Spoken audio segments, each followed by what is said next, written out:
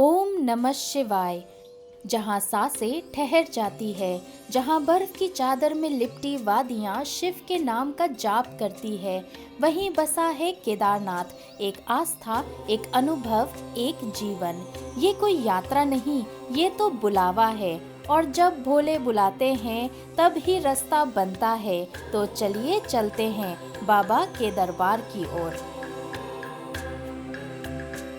नमस्कार दोस्तों, फिर से आपका स्वागत है मेरे इस चैनल में। और आज आपको ले चल रही हूँ चार धाम की यात्रा में, और इस यात्रा के तीसरे पड़ाव। तो चलिए मेरे साथ केदारनाथ, आइए। हमारी यात्रा शुरू होती है उत्तरकाशी से सोनप्रयाग, जो करीब 7 घंटे का ड्राइव है। पहाड़ों के बीच से जाती पतली सड़कें, हर मोड़ से गुजरते गाड़ियाँ और गहराई में बहती मंदाकिनी नदी, सब मिलकर इस यात्रा को अद्भुत और चुनौतीपूर्ण बना देती है।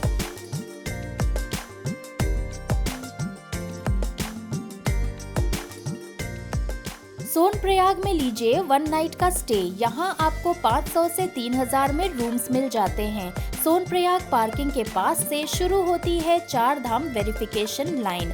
आप अपना चार धाम रजिस्ट्रेशन कार्ड लेकर चलें। लाइन करीब 5 किलोमीटर की थी, लेकिन कोई और दूसरा ऑप्शन ही नहीं है, जाना तो यहीं से ही है।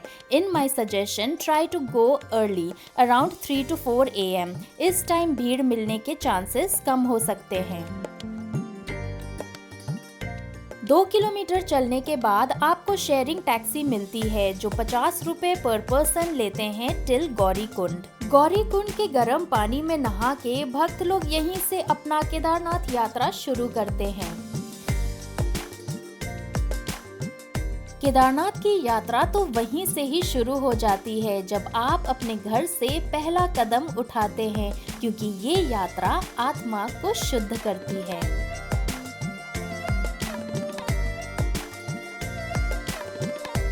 22 किलोमीटर का केदारनाथ ट्रैक, जो आसान तो बिल्कुल नहीं है, लेकिन यहाँ आपके लिए सारी सुविधाएं हैं।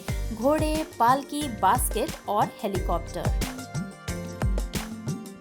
पालकी और बास्केट के चार्जेस इंसान के वेट और साइज के अकॉर्डिंगली लेते हैं, जो करीब 8000 से 20000 तक जा सकता है।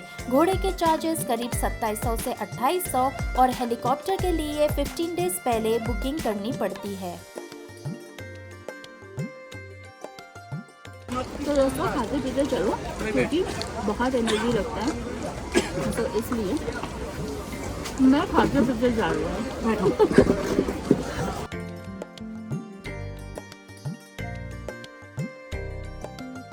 रास्ता जितना सुंदर उतना ही कठिन भी। हर कदम पर थकान है, सांसें भारी है, लेकिन जुबान पर सिर्फ एक ही नाम, हर हर महादेव। और यहाँ से आप ये देख रहे हैं, ये पूरा रास्ता, यहाँ से ये पूरा घोड़े का रास्ता कट जाता है। सो चलने वालों के लिए अलग हो जाता है पाथ, एंड हॉर्सेस के लिए अलग पाथ हो जाती है।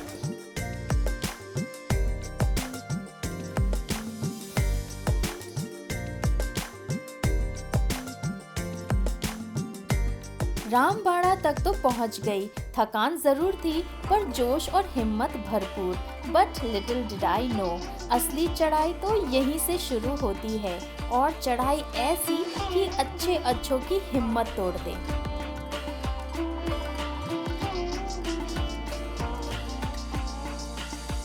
तो अभी हम 1 किलोमीटर चल चुके हैं, और अभी 12 और है। तो जाने वाले सब ये बोल रहे हैं कि सुबह 8 बजे तक पहुँचेंगे, बट होपफुली मेरा तो एस्टिमेट है कि 8 o'clock तक या 8:30 तक पहुँचे, इवनिंग तक। I really don't want to reach around like 8:30 in the morning. So let's गो।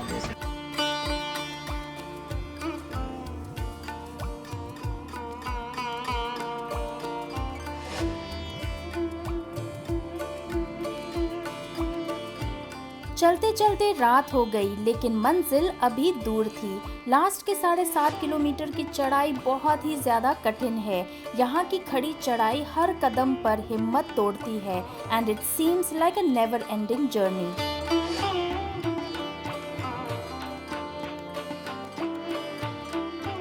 तो गाइस, गाइस हम पहुंच गए हैं अभी बेस कैंप और अभी मंदिर के लिए करीब 4.5 किलोमीटर और है। बेस कैंप में ना ही रुके तो बेटर है, क्योंकि मॉर्निंग का जो दर्शन होगा ना आपको बहुत लंबी लाइन लगेगी, फिर मंदिर पहुंचने के लिए भी बहुत ज़्यादा टाइम लग जाएगा। तो कोशिश यही है कि मंदिर के पास जो भी जगह मिले ना वहाँ पे रुकने का। तो चलो चलते हैं।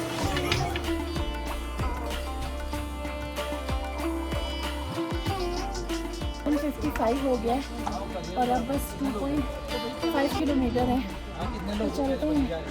बहुत हालत खराब है।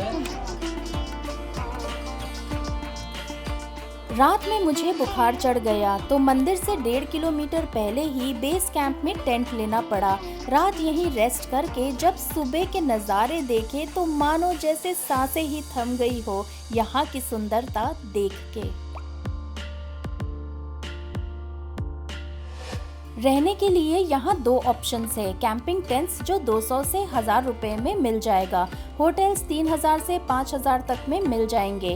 होटल्स यहाँ पे कम बने हुए हैं और इसलिए रश टाइम पे इनका प्राइस 10,000 से 15,000 तक भी हो सकते हैं। सुबह सुबह मंदिर की घंटी, हर हर महादेव की गूंज और बादलों के बीच बर्फ से ढके पहाड़ों की गोद में दिखता है केदारनाथ मंदिर। वो पल जब आप पहली बार दर्शन करते हैं, शरीर की सारी थकान मिट जाती है और आंखें नम हो जाती है और मन बोल उठता है, बाबा आखिर पहुंच ही गए। ये मंदिर 1200 साल पुराना है और पांडवों द्वारा स्थापित माना जाता है। यहाँ भगवान शिव पंच केदार पीठ रूप में विराजमान है, जिसे देखने लाखों भक्त हर साल यहाँ आते हैं। मंदिर के ठीक पीछे है भीमशिला, जिसने 2013 की आपदा में केदारनाथ मंदिर को बचाया था। ये सिर्फ पत्थर नहीं बल्कि चमत्कार का प्रतीक है। शिव यहाँ सिर्फ एक देवता नहीं, वो एक ऊर्जा है जो हर भक्त को शांत, निर्मल और आश्वस्त करती है। और जब आप यहाँ से लौटते हैं तो आप वैसे नहीं होते हैं जैसे आए थे। कुछ बदल जाता है, अंदर भी और बाहर भी। कहते हैं जो यहाँ आता है वो खाली हाथ नहीं लौटता, और ये सच है, क्योंकि बाबा केदार हर उस दिल को सुनते हैं जो सच्चे मन से उन्हें पुकारता है। ओम नमः शिवाय, हर हर महादेव। तो दोस्तों, यदि आपको ये यात्रा पसंद आई हो तो चैनल को सब्सक्राइब ज़रूर करें। अगली यात्रा में मिलते हैं एक नई आस्था, एक नई कहानी के साथ। तब तक के लिए हर हर महादेव।